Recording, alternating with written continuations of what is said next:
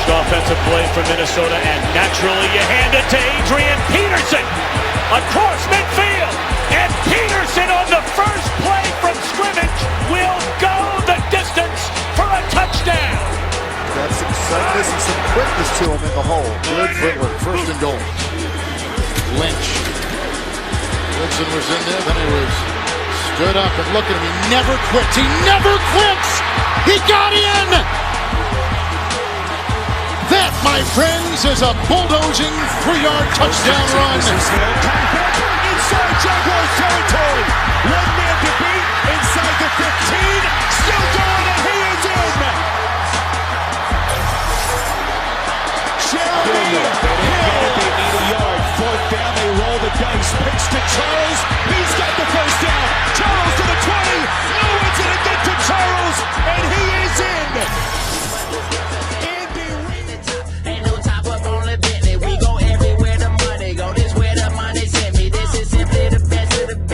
Welcome everyone to the third preseason episode of Fantasy Life. My name is the Big AC Andy Chevalier, aka 401 Crew. As you can see right there, we're about 1 week away from the season opener. Thursday night football between the Steelers and the Patriots. Will Tom Brady? We're not sure if he's going to play or not, but we're not talking about week one just yet. I wanted to get out my running back episode, preseason running back. I know a lot of you have already done your drafts, but for those who hopefully waited last minute, which I strongly advise everyone to do, if you can wait as long as possible to do your draft, I absolutely would. This is for you. Hopefully this helps. Just want to do some quick running back rankings. We're going to do it the same way as we did the quarterback episode. We're going to talk about quarterbacks I'm avoiding and quarterbacks I'm targeting. Let's start off with the ones I am avoiding. Number one on my list this year is LeSean McCoy. Not a big fan this year of where he's going in drafts. He's going as a late RB1 this year. I'd much rather have guys like DeMarco Murray over him, probably even a Justin Forsett. They're really, really close in my mind. But again, people have really high expectations for LeSean McCoy this year, so I'm not quite feeling LeSean McCoy. Basically, the reasons are total downgrade in offense. If he couldn't do well in Philly in a high-octane offense, what makes you think he's going to do well in Buffalo? He's on the downswing of his career. There's no quarterback in Buffalo, and I think the defenses are just going to pack the box in regards to LeSean McCoy. So if you're on the fence with LeSean McCoy between him and, say, a top-end wide receiver like T.Y. Hill and Mike Evans, I'd much rather go the wide receiver route and find my running back later. The one thing I do want to add is Buffalo did announce their quarterback's going to be T-Mobile, Tyrod Taylor. I'm loving T-Mobile this year in 2 quarterback leagues.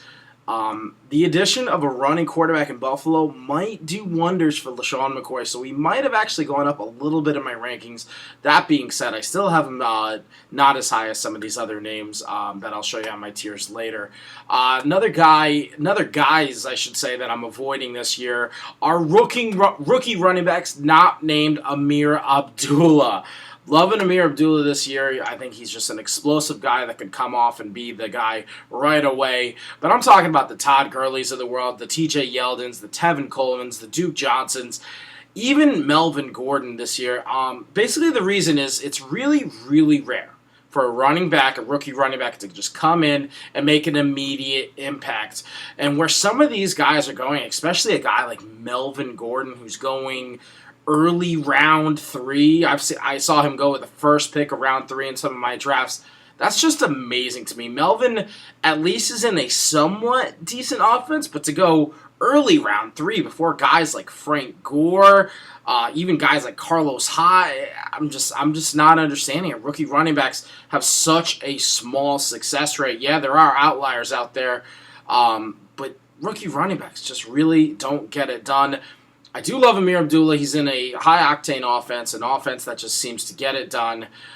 They run a lot of screen plays, too, in Detroit, so I do like Amir Abdullah. Short of an injury, I think Amir Abdullah could be a top 10 this year.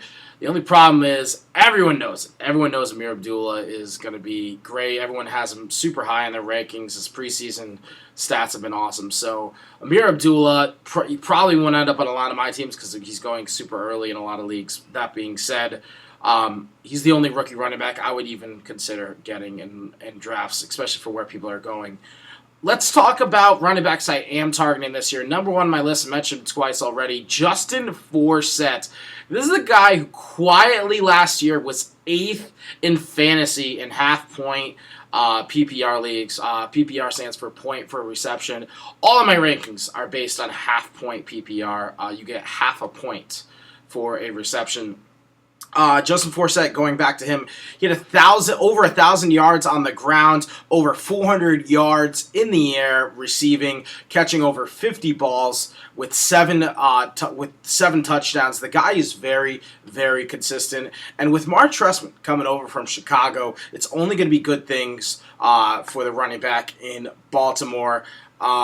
Trestman loves to use his running backs, especially in the passing game, and I expect Forsett to reap the benefits of that. He's going to be, in my mind, he's going to be a consistent top 10 running back all season long. Very, very consistent. If he can stay healthy, that's always a concern. You can't predict injuries unless your name is Arian Foster. But Justin Forsett, if he can stay on the field, I really believe he is going to be a consistent top 10.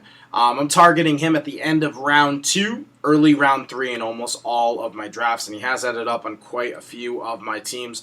I'm all in on Justin Forsett. I'm also all in on Frank Gore. Loving the old man. Frank Gore having ranked just after Justin Forsett. I have Frank Gore here. He's the workhorse. Frank Gore just seems to never, ever get hurt. He leads the Niners in rushing over the past, 53 years, something stupid like that. The age is a concern, obviously, but the guy seems to never get hurt. He's just a powerhouse workhorse, and he just seems to he just went from one of the worst offenses in football to just probably one of the best offenses in football. He gets Andrew Luck as his quarterback, and I'm just loving what people are expecting from Frank Gore this year, myself included. Here's the thing, too. As long as your name isn't Trent Richardson and you're a running back in Indy, you're going to do well. We're talking names like Donald Brown, Vic Ballard, Dan Boom Herron. It doesn't matter who the guy is. As long as your name isn't Trent Richardson, you seem to do well in Indy. Frank Gore is a total upgrade over all of those running backs. I am loving Frank Gore this year in Indy. If you can get him as your RB2, I think you have a total victory. He's even, in my mind, a low-end RB1. So if you went receiver for your first 2 rounds, if you can get Frank Gore in the 3rd, that is just a home run in my mind. Again, he's a guy who ended up in a lot of leagues that I seem to have drafted in.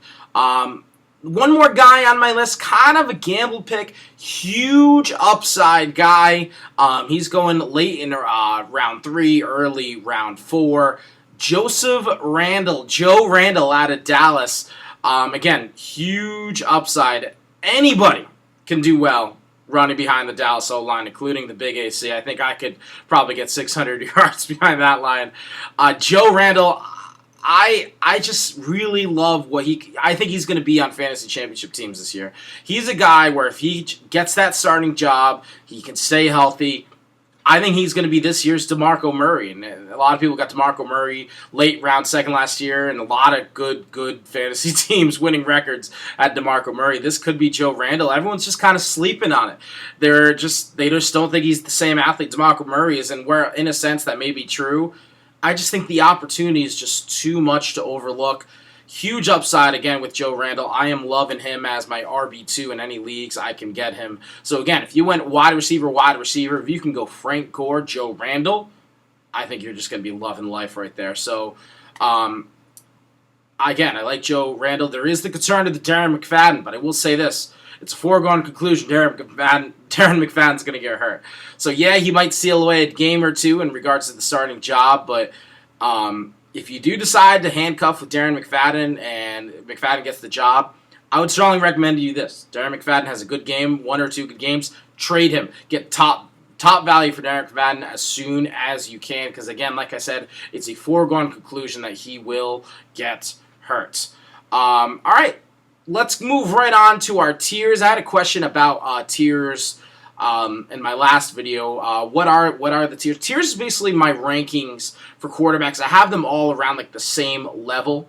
So Tier 1, the difference is I kind of have visioned all those guys in my mind ranked right around like the same area. I'd be content getting any one of those. Tier 2, again, all those guys are sort of ranked around the same area. But it's basically the talent drop-off between Tier 1, Tier 2, Tier 3. That's why I separate them the way I do. Let's go over the tiers. Tier number 1 on my list, on the top in all PPR formats and standard formats, I got Adrian Peterson. North Turner offense, to me, that doesn't even matter. The guy's just a freak. Who could tear the ACL and run for 2,000 yards the following year? Superman can, and that's what Adrian Peterson. AD all day long. I'm loving AP. He's my number 1. After that, Lev Bell, the 2-game suspension. If he didn't have that, I'd probably have him as my number 1. But Lev Bell, AP, can't go wrong. Same with Jamal Charles. He's PPR gold in my mind.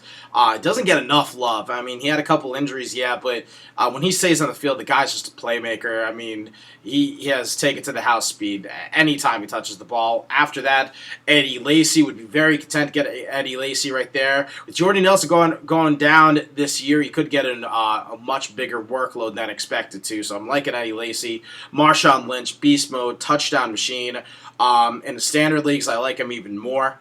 Again, he is just an absolute beast. A little bit of gamble right here. C.J. Anderson. If you draft C.J. Anderson, make sure you do yourself a huge favor. And even if you have to reach up a little bit in rounds 9 and 10, 10, 11, get Monty Ball. Get Ronnie Hillman. Because I'm telling you, whoever the starter is in Denver will be successful. So I will for sure go C.J. Anderson. After that, Matt Forte rounds up my Tier 1, I know they just lost Mark Trestman. I'm not too concerned about that. Again, Matt Forte seems to get his no matter what. So if you get any one of these as your RB1, I think you're doing yourself a very big favor.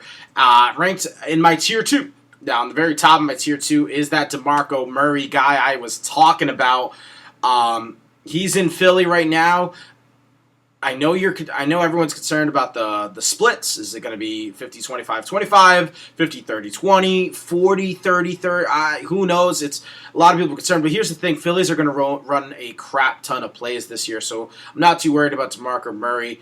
He's going to get his. He's going to get a lot of touch. He's going to get every opportunity to do well. After that, I love me some Jeremy Hill. I would also be very content to get him in the second round in a lot of my leagues. A lot of people have him ranked really high, so I'm not really getting him. Love me some Jeremy Hill. Right after that, I'm kind of flip-flopping between LeSean McCoy, Justin Forsett, and Frank Gore. Right now, I currently have LeSean McCoy, but where I'm willing to get him at the end of round 2, he's just not there. So, again, I have him a little low, lower than most people do. But, again, the talent is there. You can't be denied. It's not like I'm never going to draft LeSean McCoy. It's just this is where I have him ranked on my list. After that, Justin Forsett. Love the guy. Same with Frank Gore. Love the opportunities they're going to be getting. Great, tremendous round 2 selections right here, early round 3. And then the Joe Randall guy I was talking about, love him to round up my Tier 2. The opportunity is just there for him to do excellent. Tier 3, on the top of my list, Mark Ingram. Again, another guy that ended the season really, really hot on a great offense, and they're going to rely on him a lot. Saints lost Jimmy Graham. So I think they're going to run the ball a little bit more. I like him potentially in PPR leagues. I know he's not really known for that in the past, but I think they're going to have to rely on him on catching the ball out of the backfield a little bit, so I do like him. After that, I guess I'd go Melvin Gordon. The opportunities are going to be there. I'm not loving this pick in my rankings right now. Like, I'm not just loving getting Melvin Gordon. He's for sure a running back 2, not a running back 1. So, again, all these guys on this Tier 3 list you want as a running back 2, not as your bell cow, not running back 1. After that's the Butler, Alfred Morris. Again, this is a guy, not a sexy pick at all. He's not going to be hitting the highlight reel, but he's a guy who just gets it done. I mean, 20, 25 carries, 90, 100 yards, maybe a touch. This is a guy who just, he's just pure workhorse, and he just gets touches. He's carry reliant. He doesn't have the breakaway speed, but he's a guy who just, they pound at the goal line until they get in. Lamar Miller seems to get it done every single year in Dolphin territory. The Dolphins always seem to bring in a running back, though. It always does concern me. So because of that, I have him in my tier 3. Moving up in my rankings every single week, Doug Martin, the muscle hamster out of Tampa. Had a great preseason. I try not to look too much at preseason, but this is just a little bit too hard to miss. I am really happy if I can get Doug Martin as my running back, too. After that, Carlos Hyde, the bell cow in San Fran. It seems to have no competition. Not concerned at all about Reggie Bush. They might take out Carlos Hyde on third downs, which seems like that happens to a lot of running backs anyway. So Carlos Hyde's going to get the workload, and they're going to run him to the ground. So I do like Carlos Hyde as my running back, too. After that, Lat Murray. This is a guy who has a ton of upside. Not really sure what to expect. I mean, Oakland's offense isn't one that jumps off the page with me. But Lat Murray, I mean, his ceiling is really, really big. He could just be awful. He really could be. But as a running back, too, again, this is a guy that could win you a fantasy championship and just put up those running back 1 numbers each and every week. If that Oakland offense can get clicking, the Amari Cooper, Derek Carr, I love Lat Murray this year. Amir Abdullah, I was talking a lot about him. Again, he could be a guy that just absolutely gets it done offensively. Detroit loves their running backs, throwing to the running backs. Amir Abdullah in PPR leagues could be gold, a tremendous running back 2 option if you can get him in PPR leagues. Rounding it off is Rashard Jennings. I'm a big Rashard Jennings fan. He seemed to put up good numbers in Giants. He just can't stay on the field. He's a very injury-prone guy, so that's why he's at the bottom of my tier 3. These are all running back 2s. These are the bottom of my running back 2s. Number 1 on the list, Arian Foster. Normally would be a tier 2 guy at the worst, but again, this guy's always getting hurt. He's starting off, probably sitting the first 6-7 games of the season. But if you can get him, say, around round 6, round 7, you might have to reach up a little bit to get him. He might be worth that playoff run towards the end. I mean, this is a guy who just is PPR gold, has taken to the house speed. So if you can get him in around 6 or 7, I love these guys. Again, PPR gold, Jonathan Stewart. The concern, again, staying on the field, can't stay healthy. Andre Ellington, again, another injury scare, but he does seem to get his. CJ Spiller, this is when we're getting around the really low-end RB2 range.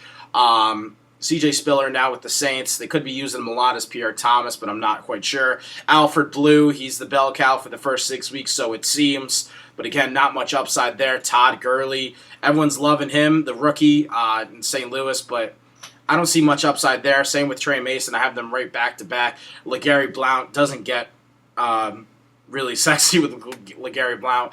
Joique Bell, he's starting off the season hurt, so that's why he's ranked so low. And TJ Yeldon, I'd rank TJ Yeldon even lower than this, to be honest. I would not be content having him as my RB2. These are the absolute flex positions right here, my tier 5. Starting off with the crowbar, Isaiah Crowell. Not sure what to expect Isaiah Crowell out of Cleveland. That's why he's ranked so significantly low. I mean, if we were told that he's going to be the clear-cut bell cow in Cleveland, then sure, he'd be ranked a little bit higher, but him and Duke Johnson seem to be battle out, even Terrence West, so I really don't know what's going to happen there. Chris Ivory, he seems to be the bell cow, the only one they're looking at in New York. So if you can get him as a flex play, I'm kind of liking that. I strongly recommend getting 3. If you could start 3 running backs in your league, I strongly recommend drafting 3 running backs, startable 3 running backs, and this is probably one of the last running backs on my list. Shane Vereen, PPR gold. I would be very happy in PPR leagues to have Shane Vereen